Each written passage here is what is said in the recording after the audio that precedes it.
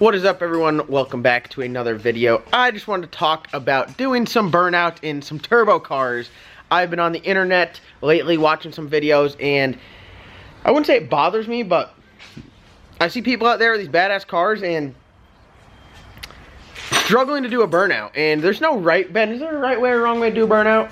I guess not. I mean, you smoke the tires, you're doing a burnout. So, hey, whatever you like to do. But I would like to put this video out there to people that might be looking for some guidance or looking to improve, because I'm learning. I mean, hell, I race all the time, but I'm learning every single day. Every time I go to the track, I'm learning. I listen to people and I watch people, and you know, I'm just trying to be a student. I'm trying to be a master of the craft. So behind me we got the old boosted rooster. Up here we got the Cowmaro. So a couple turbo cars that I drive that you know, I would say decent at doing a burnout in. So let me hop in the car and we're going to talk about what all is in specific when you're doing a burnout. And I'm going to say mainly at the track, but the same rules apply on the street.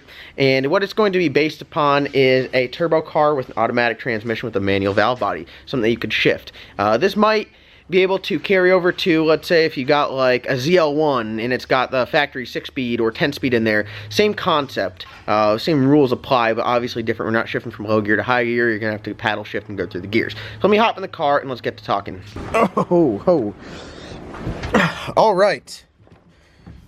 In the boosted rooster, as you can see, pretty normal. You got two pedals down there, you got a shifter, you got bump box, you got trans brake, all this other stuff here. All right, so you're in the car, you pull up to the water box, and it's time to do a burnout. What do you do?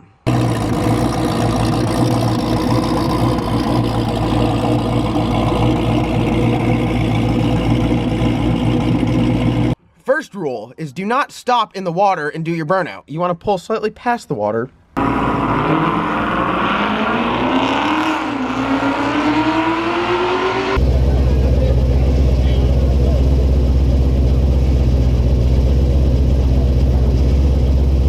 Because when you're doing the burnout, you don't want to sit there and be kicking water up and let it get into your fenders. You want to be just past, just on the other side of the water, so your tires are wet, but you're not sitting in the water. When you're there, you will stop, and it's time to do your burnout. So in Power Glide car, you put it in first gear. Sometimes I'll have it in neutral. I'll be sitting there for the car to get going in front of me, then I'll grab her, pull her in first gear. You'll see I reach over with my foot, and I pump the brakes a little bit, get some brake pressure. Now, this is where it's kind of important. You don't want to be like to the bottom pushing all you can with the brakes. I pump the brakes up and I just hold enough just to make sure that the car doesn't move. So from there, what I do is I go to the floor.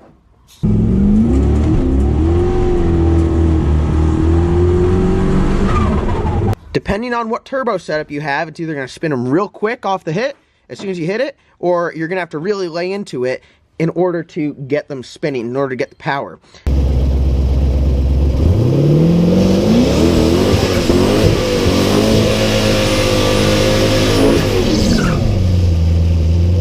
Now, the one thing that I do say is if you do have a boost controller, do your burnout with your boost controller off. Do not have this on. You want to be on the lowest boost setting to do your burnout.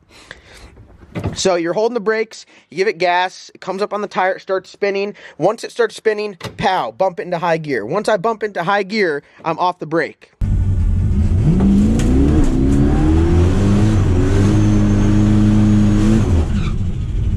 Now this is where it gets, I'd say, somewhat tricky, where some people are, you know, doing stuff different. One thing that I do, which I didn't always do, but I did learn. Someone taught me, a guy who raced a lot. He said, hey man, why are you doing your burnouts so, like, hitting the gas, like, why are you doing your burnouts like this? He's like, why? And I'm like, I didn't have a good reason. I was like, well, I'm trying to control the throttle. And he's like, well, why don't you just hold it steady? And right then and there, a light bulb went off. I was like, whoa. And I started watching all these videos of all these guys that are professional race car drivers, and when they're doing their burnouts, you're not hearing a wah, wah, wah, wah, wah the whole way they're doing their burnout. Like, that's what you hear at a car meet when a Mustang does a burnout in first gear, and they're just over there stabbing the gas, and you're just like, oh my God, my ears, stop. After you get rolling, it's in high gear, you let off the brake, and then you can gently control your RPM ever so slightly, so it's steady.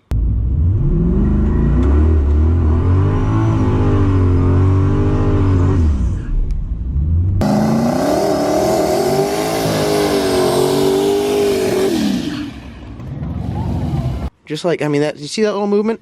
That's all it takes. Once you get the tires spinning, it takes like 10 horsepower to keep them going.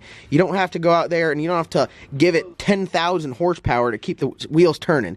They're going to keep spinning. Once you get to the end of the burnout, sometimes I like to give it a little whack there. Just stab it real hard one time. Just puff out a little bit of smoke. That's a Stevie Jackson trait. If you watch Stevie Jackson's burnout videos, he's always on it. He's on it. He's rolling through and pow, he hits it right before he lets off. After that, put it in neutral and then, you know, you can back up, do that stuff, and then get ready to race. But the big thing when you're doing the burnout is, so for TH400 cars, you could start them in second, and then you'd go to third gear, or I guess you'd be pulling back if it's a reverse manual valve body. So let's say you're in first gear, start your burnout in second. Once you're in second, pow, go to third, and you could start your burnout like that. In the Cow, I did it first, second, third, because it was a little bit bigger turbo. Some people will say do not do your burnout in first gear if it's a 400 car, but hey, I wasn't too worried about it. That transmission held up fine. It's, I don't know. You talk to some transmission shops, they'll tell you don't do that. Power glide stuff's real easy, but the big thing that you want to learn is you always want to go to high gear in your burnout. So don't sit there and just like, one thing that I don't understand is when you do your burnout, like I'm trying to get out there, I'm trying to get across the start line and roll through and roll my tracks through and keep them centered and then back up right in them. So it's just all fresh, nice, warm rubber contact. Everything is just primo.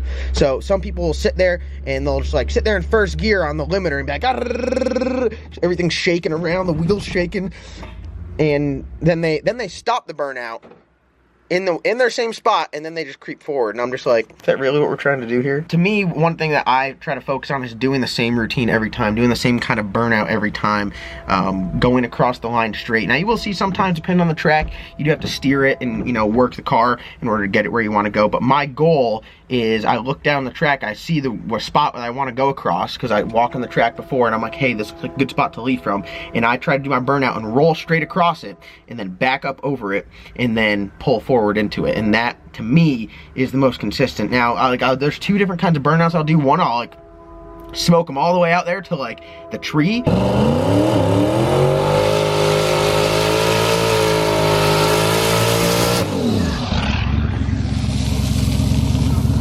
And that's just like a big burnout, cold tires, the track is not quite perfect. If the track's really good, I'm doing a burnout short of the line and I'm still rolling forward. I still always want to carry my momentum through, lay my tracks down and back up in there. That's just kind of something that I've adapted to and got used to doing. Some tracks don't like it. That's my little spiel on the burnout thing. I guess if we hit the key points, we go back over them, is don't do the burnout in the water box. Do your burnout in high gear, so at least go to high gear. I like to say don't sit in the same spot in the burnout, so get rolling, get moving with it. And then the last thing is be smooth on the throttle. Don't like keep going on and off, on and off, on and off. Be smooth. You'll feel it. You'll find a spot where it's just real happy, especially on a turbo car like this. You know, when we had the 118 on here, that happy spot was about on the bottom. I was on the floor, just trying to keep the RPM steady.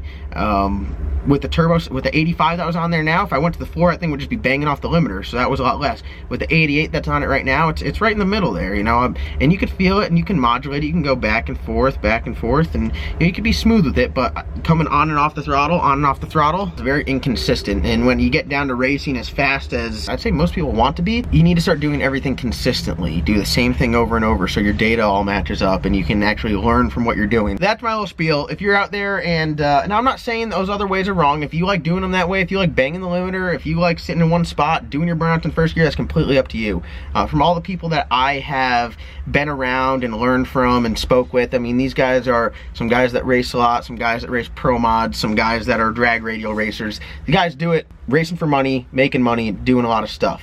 Alright guys, I hope this video provides some value to you guys. Hope you guys find it interesting. I threw a bunch of clips in here of burnouts that I've done or other people have done. So hopefully if you're out there and you're doing stuff, you're drag racing, you could try it, see how it does, see if you like it. If not, hey, at least you tried it.